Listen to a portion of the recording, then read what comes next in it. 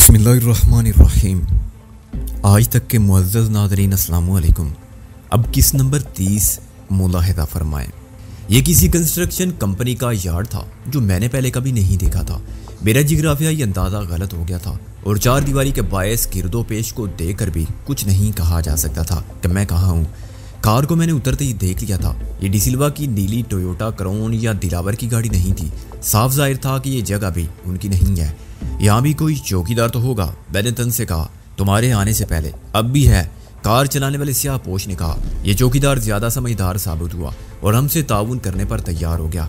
जाते वक्त हम इसे माकूल इनाम देकर जाएंगे। बिलफर्द महाल तुम दोबारा यहाँ आए तो चौकीदार आज की रात के तमाम वाक़यात से कतई लाइल्मी का इजहार करेगा। वो इस बैरक की तरफ चलने लगे जो तकरीबन इहाते के वस में बनी हुई थी। 18 फुट लंबी और 9-10 फुट चौड़ी, जिसके 2 हिस्से थे और उस पर टीन की आर्दी छत डाल दी गई थी। 2 बंद खिड़कियां शायद 2 कमरों की थी और उनमें से एक के शीशे रोशन थे। दरवाज़ा बजाने पर किसी ने अंदर से सवाल किया, कौन है? और उसे जवाब मिला, तुम्हारे बाप।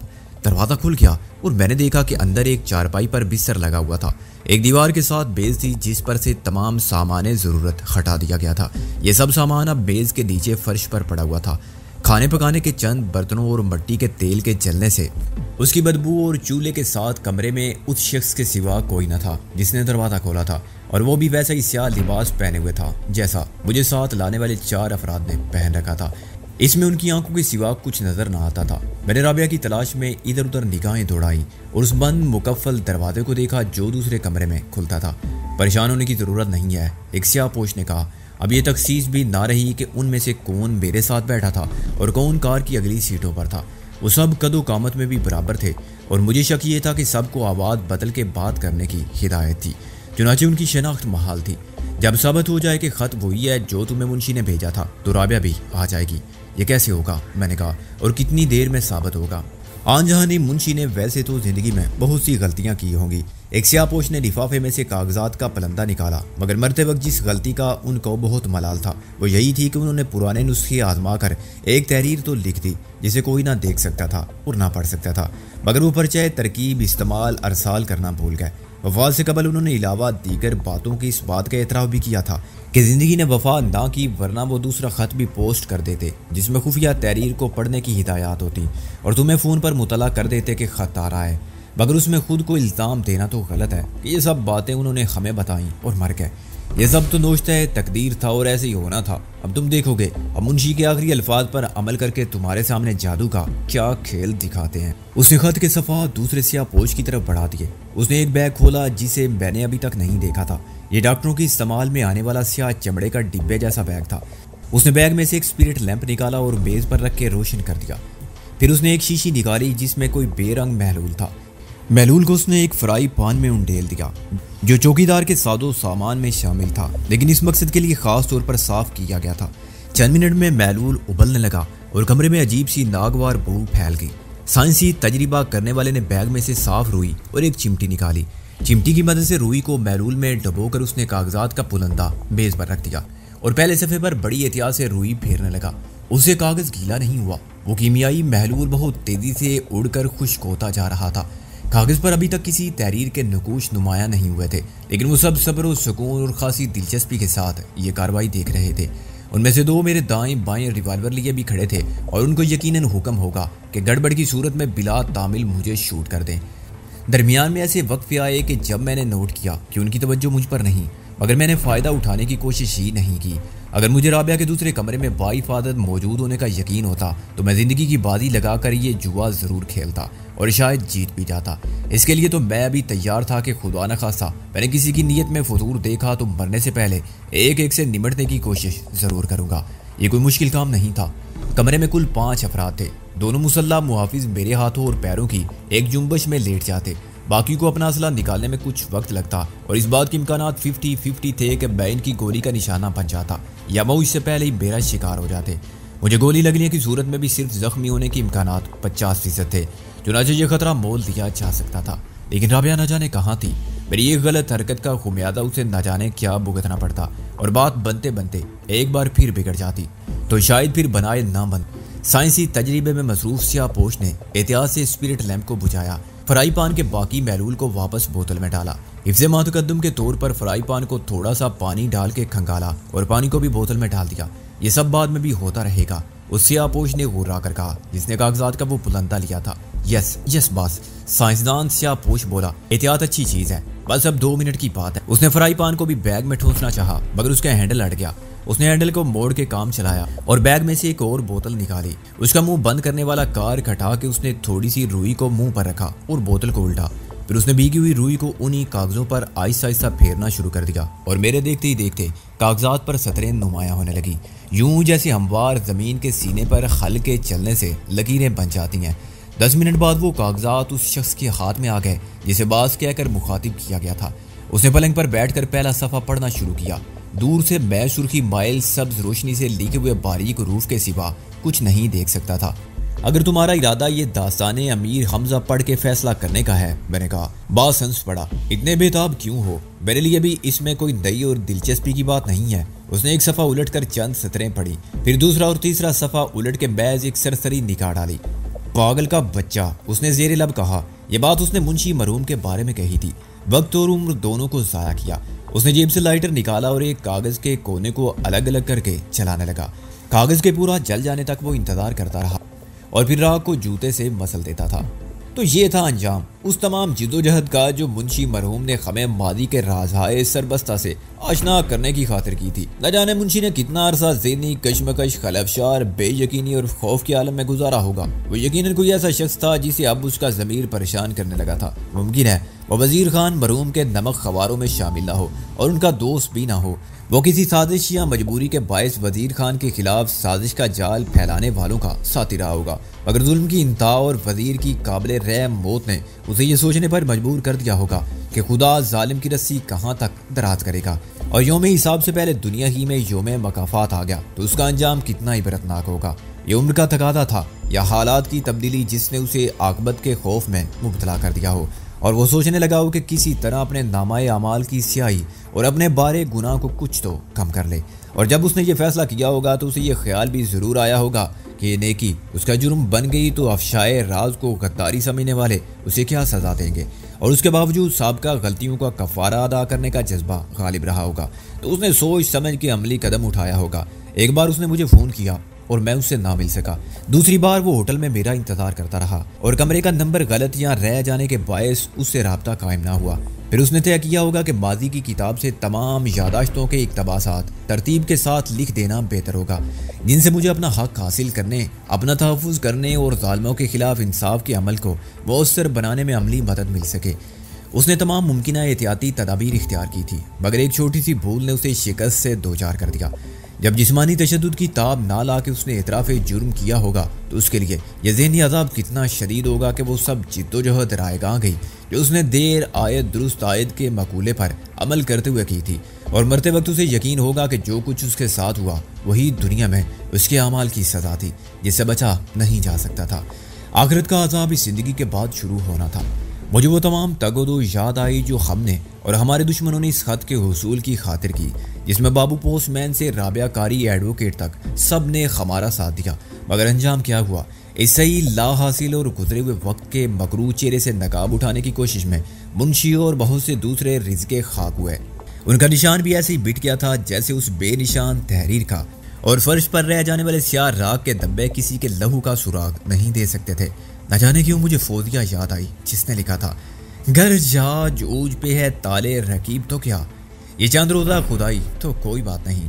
کتنا حوصلہ عطا کیا تھا مجھے اس کی بات نے۔ ناکامیوں سے دل آردگی کیسی، خدا کی خدائی میں دیر تو ممکن ہے، اندھیر ممکن نہیں ہے۔ تمہیں یقین ہے کہ جو کچھ اس خط میں لکھا تھا وہ ہمیں کسی اور کے ذریعے سے معلوم نہیں ہوا ہے؟ میں نے کہا، یا یہ کہ ہمارے پاس اس کی دوسری نقل موجود نہیں ہے؟ ہاں، سیاہ پوش بولا۔ منشی میں جھوٹ بولنے کا حوصلہ نہیں رہا تھا، اس کی قوت برداشت بہت پہلے جواب دے گئی تھی۔ بعد میں اس نے جو کچھ بتایا اس میں شک و شبے کی کوئی گنجائش نہ تھی۔ اس کے سوا یہ باتیں تمہارے کسی خیر خواہ کو معلوم نہیں۔ اس نے کسی اور کو نہیں بتائی کہ تمہیں بعد میں بتا دے، اور اس خط کی نقل کوئی بنا ہی نہیں سکتا۔ اس اطمینان کے بعد تمہارے لیے رابعہ کو یرغمال رکھنے کا کوئی جواز نہیں ہے۔ میں نے کہا، اگر ہم اپنے وعدے سے پھر جائیں تو تم کیا کرو گے؟ سیاہ پوش نے نیم سنجیدہ لہجے میں کہا، زندہ رہوں گا تو یہاں سے خالی ہاتھ نہیں جاؤں گا۔ میں نے کہا، مرنا پڑا تو اکیلا نہیں مروں گا۔ سیاہ پوش ہنس پڑا، فکر مت کرو، ہم بزدل نہیں ہیں کہ وعدہ خلافی کریں۔ ہم نے ویسے بھی تمہیں 1 مہینے کی مہلت دے رکھی ہے۔ اس نے سائنسی تجربات کرنے والے کو اشارہ کیا۔ ڈاکٹر اپنا سامان اٹھاؤ اور باہر گاڑی میں میرا انتظار کرو، یہ دونوں تمہارے ساتھ جائیں گے۔ اس نے دونوں سیاہ پوشوں کی طرف اشارہ کیا۔ ان میں سے ایک میرے ساتھ آ کر بیٹھ گیا تھا اور ریوالور لیے دروازے کے قریب کھڑا تھا، دوسرا شاید گاڑی کا ڈرائیور تھا۔ 3 سیاہ پوش نکل گئے کمرے میں۔ ایک تو وہی رہ گیا جسے سب باس کہہ کر مخاطب کر رہے تھے، دوسرا میرے بائیں ہاتھ پر ریوالور لیے کھڑا تھا۔ تم نے پیٹرو کے کپڑے پہن رکھے ہیں، باس کہلانے والے سیاہ پوش نے کہا۔ انہیں اتار دوں؟ میں نے برافروختہ ہو کر کہا۔ اور خود کیا کروں؟ ننگا کھڑا رہوں؟ ہم پیٹرو کو بھی ننگا ہی لے کر آئے تھے، وہ بولا۔ تمہارے کپڑے وہیں پڑے ہیں جہاں سائیں کی لاش پڑی ہے۔ سائیں کی لاش؟ میں اچھل پڑا۔ اس کمرے میں تو کوئی لاش نہیں ہے، تم نے مار دیا تھا اسے؟ ہاں، لاش دوسرے کمرے میں تھی جہاں سے ہم بات کر رہے تھے، جہاں ایمپلیفائر پڑا تھا، وہ بولا، لیکن اب اسٹور میں پڑی ہے۔ میرا خون خشک ہونے لگا۔ صبح کے بعد جب اس چوکیدار کی لاش ملے گی تو پولیس میرے کپڑوں کو بھی قبضے میں لے لے گی۔ ان کپڑوں میں میرا پتہ دینے والی کوئی چیز نہیں تھی سوائے میرے بدن کی بو کے۔ شہر میں مسلسل ہونے والی قتل کی پراسرار وارداتوں کے بعد پریس نے اتنا واویلا مچایا تھا کہ پولیس کی خصوصی ماہرین پر مشتمل ٹیم ان کا سراغ لگانے کے لیے تشکیل دی گئی تھی۔ اگر انہوں نے تربیت یافتہ کھوجی کتے استعمال کیے تو وہ کپڑوں کی بو سونگھ کر میرا نشان تلاش کر لیں گے۔ میں نے سنا تھا کہ پولیس کے پاس ایک مخصوص قسم کے ایسے کتے ہیں جو 3 دن بعد بھی آدمی کی بو تلاش کرنے میں کامیاب ہو جاتے ہیں، خواہ وہ آدمی سینکڑوں کے مجمع میں سے گزر کر میلوں دور کیوں نہ چلا گیا ہو۔ یہ انتہائی تشویشناک بات تھی۔ تو دوسری طرف قابل اطمینان بات یہ تھی کہ جو شخص مارا گیا تھا وہ محسن کی گولی کا نشانہ نہیں بنا تھا، غالباً اس کا نشانہ خطا گیا تھا اور وہ شخص بھاگنے میں کامیاب ہو گیا تھا جسے محسن ریوالور کی زد میں لیے کھڑا تھا۔ مرنے والا چوکیدار سائیں تھا جسے خود وہ لوگ مار آئے تھے۔ تم اگر صبح تک کیسے ہی کھڑے سوچتے رہو گے تو ہمارا کوئی نقصان نہیں ہوگا، سیاہ پوش بولا۔ میں نے بے بسی سے ادھر ادھر دیکھا اس امید میں کہ شاید بعد میں مجھے پہننے کے لیے چوکیدار کے کپڑے مل جائیں، لیکن انہوں نے عمدن وہاں سے سب کپڑے ہٹا دیے تھے۔ کوئی تولیہ، چادر، بیز پوش یا پردہ تک نہیں چھوڑا تھا۔ مقصد صاف ظاہر تھا کہ میں بغیر کپڑوں کے ان کا پیچھا نہیں کر سکتا تھا اور کار کے پیچھے سڑک پر دوڑ نہیں لگا سکتا تھا۔ تم نے یہاں کے چوکیدار کو بھی مار دیا ہوگا، میں نے ایک فوری خیال کے تحت کہا۔ سیاہ پوش تھا۔ تمہیں شاید یقین نہیں آ رہا ہے کہ اس نے ہم سے تعاون کیا ہوگا، اپنی آنکھوں سے دیکھ لو۔ پہلوان سے مل لو۔ وہ درمیانی دروازے کی طرف بڑھا اور اس کے قفل کو ایک چابی سے کھول دیا۔ کنڈی کھول کے وہ پیچھے ہٹ گیا۔ آ جاؤ بھائی پہلوان، ہمارا کام ختم ہو گیا۔ دروازہ آہستہ سے کھلا اور ایک شخص تھر تھر کانپتا اندر آ گیا، جسے پہلوان کہنا برعکس بات تھی۔ اس کا اصل نام یقیناً کچھ اور ہوگا اور سیاہ پوشوں سے تضحیک سے پہلوان کہہ رہا تھا۔ وہ 22-24 سال کا انتہائی لاغر اور پستہ قامت مختصر قسم کا جوان تھا، جس کی جوانی بھی بڑھاپے کے لیے باعث شرم تھی، مگر اس سے بھی زیادہ شرمناک بات یہ تھی کہ وہ مادر ذات برہنہ تھا۔ دیکھا تم نے؟ سیاہ پوش نے کہہ کر مارا۔ اس سے زیادہ کوئی کیا تعاون کرے گا جناب عالی؟ پہلوان نے لرزتی آواز میں کہا۔ اب تو میرے کپڑے دے دے۔ کیا کرو گے اب تم کپڑوں کا پہلوان؟ سیاہ پوش نے جیب سے 100 کے نوٹ کی ایک گڈی نکالی۔ البتہ یہ انعام لے لو۔ اس نے نوٹوں کی گڈی اپنے پیروں کے پاس ڈالی۔ پورے 10,000 نئے کپڑے بنوا لینا۔ اس کے لہجے میں کوئی بات ایسی تھی جس نے مجھے چوکنا کر دیا۔ میں نے چلا کر اس بیوقوف، عاقبت ناندیش اور لالچی نوجوان کو خبردار کرنا چاہا، مگر وہ آگے بڑھ چکا تھا اور اس کی پرہوس نظریں 10,000 کی گڈی پر جم کر رہ گئی تھی۔ وہ گڈی اٹھانے کو جھکائی تھا کہ سیاہ پوش کا ہاتھ بجلی کی طرح اس کی گردن پر پڑا۔ میں نے واضح طور پر گردن کی ہڈی کے ٹوٹنے کی آواز سنی اور اس جوان مرد کو فرش پر لڑکتے دیکھا۔ صدمے سے میرا ذہن معوف ہو گیا اور میں نے کچھ کر گزرنے کی خواہش پر بڑی سخت جدوجہد کے بعد قابو پایا، لیکن اس قتل نے میرے اندر کے اس آدمی کو جھنجھوڑ دیا جو اب تک رابعہ کی خاطر اور مسلط کے تقاضے اور مجبوری کے باعث خاموشی سے ہر جائز و ناجائز بات مان رہا تھا۔ کمرے میں اب 2 ہی آدمی تھے اور ان کو چابک دستی سے قابو میں کیا جا سکتا تھا۔ مجھے صرف اتنی یقین دہانی کی ضرورت تھی کہ رابعہ بھی یہیں دوسرے کمرے میں موجود ہے۔ یہ بات مجھے فوراً ہی معلوم ہوگی۔ رابعہ کو لے جانے میں تم خود دیر کر رہے ہو، چوکیدار کا قاتل سیاہ پوش سپاٹ لہجے میں بولا۔ اگر تم چاہتے ہو کہ وہ ماں کا آخری دیدار کر لے اور کسی کو کچھ معلوم بھی نہ ہو تو جاؤ، رابعہ ساتھ والے کمرے میں موجود ہے، مگر ایسے نہیں، اپنے کپڑے ہمارے حوالے کر جاؤ۔ میں نے تعمیل کا ارادہ کیا اور آہستہ آہستہ جرسی اتارنے لگا۔ لاؤ ادھر پھینک دو احتیاط سے، سیاہ پوش نے کہا۔ میں نے جرسی کے بعد بنیان کو اس کی طرف اچھال دیا اور اس عرصے میں میرا ذہن مسلسل مصروف عمل رہا، لیکن حالات کے سامنے میں بے بس تھا۔ ایک شخص ریوالور کا رخ میری طرف کیے ذرا سے شبے پر مجھے شوٹ کر دینے کے لیے پہلے تیار تھا और अब उसके बास ने भी रिवॉल्वर निकाल लिया था। मैंने पतलून उतार के उसकी तरफ फेंकी, जो उसने मुझ पर से नजर हटाए बगैर उचक ली। अब मेरे जिस्म पर एक मुख्तसर सा अंडरवेयर रह गया था, या मेरे जूते थे। अंडरवेयर से पहले मैंने जूते और मोजे उतारे। अभी तक मेरे दिमाग में कोई तरकीब नहीं आई थी जिससे मैं उन पर गलबा हासिल कर सकता था, और उसके मौके भी नापेद थे। मगर उसी वक्त बास ने अपना रिवॉल्वर जेब में रखा और मेरे जूतों और कपड़ों की गठरी लेकर दरवाजे की तरफ चल पड़ा। चलते चलते उसने अपने आखिरी साथी को हुक्म दिया कि वो मुझसे मेरा अंडरवेयर भी ले ले और फिर दरवाजे को बाहर से कुंडी लगा के आ जाए। मातहत ने रिवॉल्वर का रुख मेरी तरफ रखा और घूमकर दरवाजे की समत आ गया, जहां से उसका बास निकल कर बाहर जा चुका था। देखो, कुछ तो शर्मो हया करो, मैंने कहा। ये एक कपड़ा तो छोड़ दो मेरे जिस्म पर, बकवास करने की जरूरत नहीं। बास जो कह गया है वही होगा। स्याह पोश हुर्राया। बास के जाती वो खुद बास हो गया था। तुम्हारी मर्जी, मैंने कहा। फिर मैंने थोड़ा सा झिझकते हुए अपना अंडरवेयर भी उतार दिया और ये देखा कि वो कुछ चीप किया है। उसकी नज़र एक पल के लिए हटी थी कि मैंने अंडरवेयर उसके मुंह पर खींच मारा और गोता लगाया। बाहर से गाड़ी के स्टार्ट होने की आवाज़ रिवॉल्वर के फायर के साथ ही सुनाई दी। सियापोश ने पैंतरा बदल के कोने की तरफ होना चाहा, मगर मैंने उसे मोहलत बिल्कुल भी ना दी। ये क्या है? बाहर से किसी ने चीख कर जुमले का इख्तिताम एक गलीज गाली पर किया। उस वक्त तक मैं सियापोश को ऊपर उठा चुका था। मैंने गलीज तर गाली दी। अभी बताता हूँ कि क्या हुआ है। मैंने सियापोश के कुछ बोलने से पहले चिल्ला कर कहा। सियापोश ने एक और गोली चलाई जो जमीन पर लगी। मैंने सियापोश को उठा के दीवार पर दे मारा। वो बिलबिलाया। उसका असर खातिर ख्वाह हुआ। बाहर गाड़ी में बैठे हुए बाकी अफराद ने फर्ज कर लिया कि उनका एक साथी मेरे हाथों मारा गया है। गाड़ी चलाओ, उस शख्स ने चीख कर कहा जो बास बना बैठा था। मरने दो उस हरामजादे को। गाड़ी के रवाना होने की आवाज़ सुनते ही पीछे रह जाने वाले का हौसला जवाब दे गया। उसने उठकर भागने की कोशिश की, मगर मेरी लात उसके सीने पर पड़ चुकी थी और वो दीवार के पास लाश के करीब जा गिरा। रिवॉल्वर उसके हाथ से पहले ही निकल गया था। वो अवामिल बहुत से थे जिन्होंने मुझे पागल कर दिया था। मेरे देन में राबिया पर होने वाले तशद्दुद की याद भी थी। वो सदमा भी था जो राबिया की माँ के बेटी को बिना देखे मर जाने से हुआ था। अपनी बेबसी और बेचारगी का रद्द-ए-अमल भी था। अपनी बेहिजाबी से होने वाली तजलील का एहसास भी था। मैंने उस पर ताबड़तोड़ हमले किए, लाते और घूंसे मार मार कर मैंने उसे तकरीबन मार डाला था कि अचानक मेरे एक वार से वो उछलकर रिवॉल्वर के करीब जा पड़ा। लेकिन रिवॉल्वर पर कब्जा करते उसके हाथ ने मेरा नहीं खुद अपना निशाना लिया। मैं इस वक्त भी हरकत में था और उस पर जस्ट लगा चुका था। उसने खुद को मेरे मुकाबले में बहुत कमज़ोर तनहा पा के फैसला किया था कि अपने हाथों अपनी ज़िंदगी का खात्मा कर ले, मगर मैंने उसकी ये आरज़ू भी पूरी नहीं होने दी। जो गोली वो अपनी कनपटी पर चलाने वाला था वो मेरे उस पर जा पड़ने से उसके शाने में लगी। रिवॉल्वर फिर उसकी गिरफ्त से निकल गया। मैंने उसके सर को बालों से पकड़ के फर्श पर मारा। वो आखिरी बार करा और बेइसो हरकत हो गया।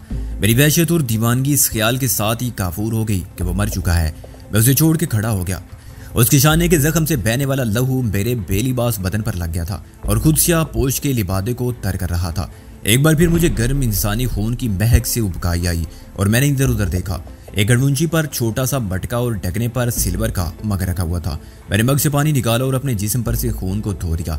निशान ना रहने के बावजूद वो भू मेरे दिमाग में बस रही थी। फिर मैंने अंडरवेयर पहना और उस सियापोश को झुक कर देखा। वो जिंदा था और गोली से सिर्फ शाने का गोश्त उतरा था। मैंने फिर गड़वंची के पास आके एक मग भरा और 2 घूंट पानी पी के बाकी से अपने मुंह पर छींटे मारे। मेरा दहकता हुआ चेहरा ठंडा पड़ने लगा और मैं सर झटक के दूसरे कमरे की तरफ बढ़ा। दरवाजे से कमरे में कदम रखते ही मैंने राबिया को देखा। वो एक खिड़की से यूं बंधी बैठी थी कि उसके दोनों हाथ एक साथ बांध के खिड़की की सलाखों के साथ जकड़ दिए गए थे। पैर दूसरी रस्सी से बांधे गए थे और दूसरी रस्सी का आखिरी सिरा एक दरवाजे के हैंडल में बंधा हुआ था। दरवाजा बंद था और गालबन दूसरी तरफ से बाहर जाने का रास्ता था। इस पोजीशन में राबिया के लिए दीवार से टेक लगा के बैठना ही मुमकिन था। ना वो लेट सकती थी और ना खड़ी हो सकती थी। उसके मुंह में एक मैला सा कपड़ा ठोंस दिया गया था, चुनाचे उसके हलक से आवाज़ भी निकल नहीं सकती थी। लेकिन सबसे ज़्यादा शर्मनाक और बाइस जिल्लत बात यह थी कि वो राबिया को भी बेलिबास छोड़ गए थे। मैंने खुदा का शुक्र अदा किया कि मेरे जिस्म पर नाम ही को सही सतरपोशी के लिए कुछ तो है, वरना मेरे लिए राबिया का सामना करना कहीं ज़्यादा दुश्वार होता। इस कमरे में आने वाली रोशनी वही थी जो दूसरे कमरे से दरवाजे के अंदर पहुंच रही थी। मैंने घुटनों के बल बैठ के राबिया के मुंह से कपड़ा निकाल दिया। राबिया ने एक गहरी सांस ली और कुछ कहा जो मैंने नहीं सुना। मैं लपक कर वापस दूसरे कमरे में जा पहुंचा। वहाँ मैंने मेज़ के नीचे पड़े हुए सामान में से छुरी उठाई और वापस भागा। ज़रा सी देर में सारी रस्सियाँ कट गईं। जिस बात ने मुझे हैरान किया वो ये थी कि रस्सी की हर गिरा तो सख्त थी, मगर गलाई पर या टखनों के पास से रस्सी ढीली रखी गई थी। सिर्फ इस हद तक के जिल्द पर निशान ना आए, मगर हल्का इतना भी बड़ा ना हो कि राबिया जोर लगा के हाथों या पैरों को निकाल दे। राबिया मेरी जान, मैंने बेइख्तियार उससे सर को अपने सीने से लगाया। मुझे माफ़ कर दो।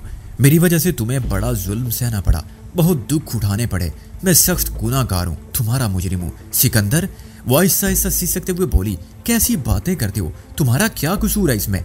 ये सब मेरा कसूर है, मेरी वजह से तुम पर सब आफात आई। ना मैं तुम्हारे पास आता और ना ये सब कुछ होता। मैंने उसकी बंद आंखों से बहते हुए खामोश आंसुओं को नरमी से साफ किया। इस वक्त हम में से किसी को एहसास था तो अपने अपने जज्बों की सदाकत का और अपने खुलूस का और अपनी नेक नीयती का। हमारे जज्बात में पाकीज़गी और तहारत की खुशबू थी और वो आलाइश कहीं ना थी जो जिस्मों के बेहिजाबाना इत्तिसाल से जन्म लेती है। मुझे खुशी थी कि मैंने राबिया की ज़िंदगी बचा ली और ख़ुद अपनी नज़र में रुसवा नहीं हुआ। मैं तमाम उम्र खुद को माफ़ नहीं कर सकूंगा। मैंने उसके सर को थपका, मेरी वजह से तुम पर इतना जुल्म हुआ, लेकिन राबिया, खुदा की कसम, मैं तुम्हारे जिस्म से बहने वाले हर कतरे खून का इंतकाम लूंगा। मैं उन दरिंदों को माफ़ नहीं करूंगा। राबिया ने नज़र उठा के मुझे देखा। तुम जज्बात में पागल हो रहे हो, मुझ पर किसी ने तशद्दुद नहीं किया। उन्होंने 2 मरतबा मुझे क्लोरोफार्म सुंघा के बेहोश जरूर किया, एक अगवा करते वक्त, एक मरतबा बाद में, या इस वक्त। उसका चेहरा लाल हो गया, मगर इस वक्त भी उन्होंने बांधने के सिवा कुछ नहीं किया, वो भी बहुत मादरत के साथ। ये तुम क्या कह रही हो? मैंने हैरानी से कहा। गुज़िश्ता बार मैंने तुम्हें दूसरी जगह देखा था, उधर दारोगा वाला की तरफ, एक ज़ेरे तामीर कोठी के तह खाने में, तो तुम लहू लुहान थी। लहू लुहान? वो मुझसे ज्यादा हैरान होकर बोली।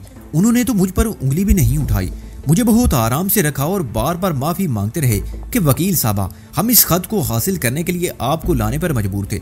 खत मिल जाएगा तो हम आपको घर भी छोड़ आएंगे। उन्होंने कहा कि सिकंदर पर और किसी तरह दबाव नहीं डाला जा सकता। मैंने तो उन्हें बता दिया था कि सिकंदर इस तरह दबाव में नहीं आएगा, मगर तुम तो जरा मुजाहमत नहीं कर सके। मुजाहमत में कैसे करता राबिया? मैंने पलके झपकाए बगैर उसे देखते हुए कहा। मैंने तो खुद अपनी आंखों से देखा था, तुम्हारा लिबास तार तार था और खून में तर था। तुम्हें धोखा हुआ होगा सिकंदर, वो बोली, या उन्होंने तुम्हें धोखा देने के लिए मुझे बेहोश करने के बाद मुझ पर रंग सुर्ख रोशनाई या किसी जानवर का खून वगैरह डाल दिया गया होगा।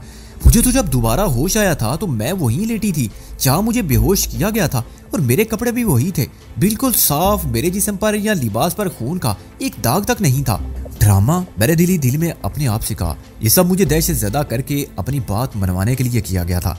ऐसा ड्रामा दिलावर का शातिर ज़हन ही स्टेज कर सकता था। वो नफ्सियाती तरीके इस्तेमाल करके ज़हन पर मुसल्लत होना जानता था, और उसमें कोई शक नहीं कि इस बार भी वो अपने मकसद में कामयाब रहा था।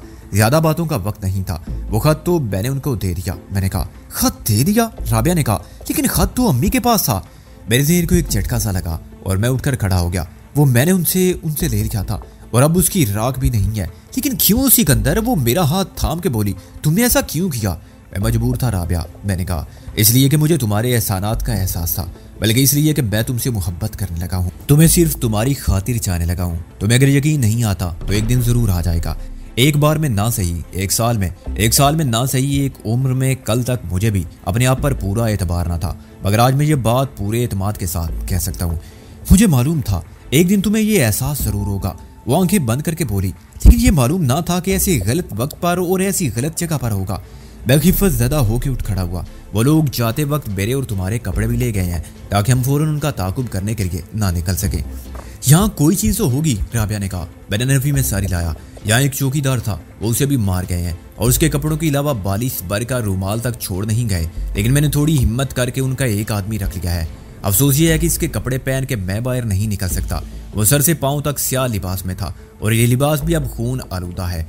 मुझे पुलिस घेर कर थाने ले जाएगी तो खुआ मुखा वक्त साया होगा, और इस लिबास से फाखरा में बाहर निकलोगे तो कोई कुछ नहीं कहेगा। वो बोली, नहीं, वो मैंने सोच लिया है। अब तुम इत्मीनान से यहाँ बैठो, मैं आधे पौन घंटे में वापस आता हूँ। मैंने कहा, दूसरे कमरे में मत जाना, वहाँ एक लाश पड़ी है और एक यरगमाली बेहोश पड़ा है, उसका मैं बंदोबस्त कर जाऊँगा।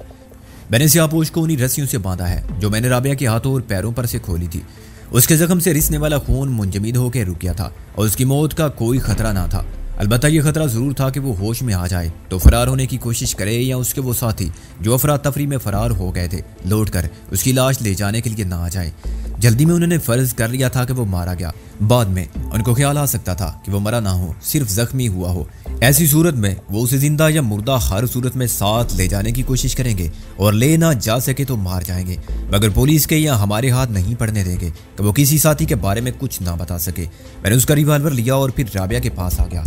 अफसोस ये है कि यहाँ तारीकी के सिवा तुम्हारे लिए कोई लिबास नहीं है। मैंने कहा, अंधेरे में तुम्हें कोई नहीं देख सकता, लेकिन तुम बाहर देख सकती हो। ये बताओ, रिवॉल्वर चलाना आता है? आता है, वो बोली। मेरे पास अपना रिवॉल्वर भी है और लाइसेंस भी है। तो यहाँ खिड़की के पास बैठ जाओ। मैंने एक लकड़ी की बद्दी सी कुर्सी घसीट कर कहा। यहाँ से तुम गेट पर नजर रख सकती हो। अगर वो अपने साथी को ले जाने के लिए आए तो गाड़ी में आएंगे और इसी रास्ते से आएंगे। मैं बाहर से दरवाज़ा मुकम्मल कर जाऊंगा ताकि वो आसानी से अंदर ना आ सके। जो भी दरवाजे के करीब आने की और ताला तोड़ने की कोशिश करे उसे बेदरी गोली मार देना। गनीमत ये है कि इसमें साइलेंसर लगा हुआ है, वरना अब तक तो यहाँ एक मजमा लग चुका होता। निशाना कैसा है तुम्हारा? टारगेट शूटिंग क्लब के मुकाबलों में गुज़िश्ता साल मेरा दूसरा नंबर था, वो बोली। तो ये देखना कितने आदमी आए हैं। मैंने अपनी बात जारी रखी। रिवॉल्वर में 4 गोलियां हैं। अगर 2 ही आदमी आए तो तुम बाकी 2 गोलियां गाड़ी को नाकारा बनाने में सर्फ करना। 2 टायर फ्लैट कर देना। कम से कम 3 हो तो 1 टायर फाड़ देना। वैसे तो मुझे उम्मीद है कि एक के गिरते ही वो भागने की कोशिश करेंगे, लेकिन गाड़ी को रोकना बेहद ज़रूरी है। वो अगर मारे ना जाएं और जख्मी होकर गिर जाएं तो मज़ीद बेहतर। ये तुम्हारी टारगेट शूटिंग प्रैक्टिस का इम्तिहान होगा।